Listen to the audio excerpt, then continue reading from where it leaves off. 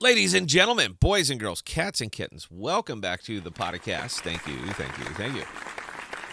It's the hits just keep on coming on this, man. The whole FTX saga is continuing to unravel, and it's going to take a while to plumb the depths of this malfeasance. The funny thing about it, well, nothing's funny about it, man. This sucks. But the unusual thing about it is what FTX was doing, Alameda Research, what all they were, they're doing nothing, absolutely nothing that traditional legacy finance doesn't do. Absolutely nothing. They were taking in customer deposits. They became their deposits. They became property of FTX, and they look for a way to utilize them.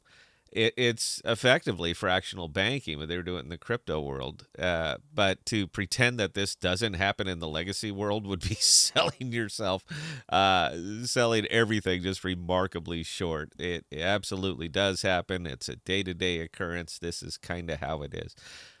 For the 2 years we've been doing this show, we've been saying, not your keys, not your tokens. I don't know how better to illustrate this. But for the folks that are stuck, you know what? It'll probably flesh out. It's, right now it's all emotion, it's all upheaval, it's all end of the world. But it'll likely flesh out. Something will work out. These guys are in it together, and they want to make sure. So, yeah, I wouldn't exactly lose your mind over. I wouldn't exactly lose your mind over this. Now, American regulators are all up in arms right now. They want to go after. We got to go after crypto. I mean, this statement by the White House. We need to aggressively go after them. The funny thing about all this is that FTX was not an American company. They were in the Bahamas. In fact, they do not cater to. They do not cater to Americans. So in this particular case with FTX, there is no legislation, none, that the United States government could pass that would affect them in any way.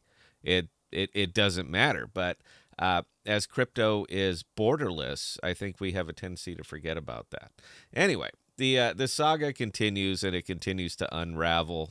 BlockFi, they're the next on the chopping block, heavily exposed to FTX, and yeah, unless somebody comes out and really shores up their accounts, I don't think there's going to be anything that they can do. BlockFi will be the next one, and yeah, there it is. And to make this even better, the Bahamas have frozen a whole bunch of Sam's assets. So if he was counting on any of that, he wasn't. Don't kid yourself. He's like, well, I'm going to dig up the money and pay my customer. He has no intention. It doesn't really matter to him. But they just froze a whole bunch of his assets too. So that just makes all of this all the more juicy. All eyes of the world are upon you, and the difference between this happening in crypto and this happening in legacy banking. Got 3 words for you, folks. 3 words. Mortgage-backed securities. What I'm saying on this one is get off your high horse, because this hurt crypto. It absolutely did gave it a black eye, but this is staying in crypto. What you did, mortgage-backed securities. You almost took out the entire world. So before the legacy pundits start getting over here and just drilling into crypto, glass houses, man. I'm just saying. So we're going to be discussing this on the live stream here at 11 o'clock Central. We're going to be plumbing the depths. We're going to get to the bottom of it, and I have to change wallets again. So the my YouTube wallet, which I've been showing you guys for a good long time, it's really getting reasonable now. So we've dug up a new one, and this is going to be what we're working with from here going forward on the videos. This is what we will be working with, and I think it'll be a fun exploration for everybody. We'll all go through this together, and we'll see what we can jack that up to, because even though we're shifting kind of over to news focused, I still like showing wallets and what I'm doing with my money and all that. So I hope you guys will indulge me. That's all I got. Scott at ThePodocasts.com. I answer any and all emails. And until next time, please stay safe. Please be smart with your money. Cheers.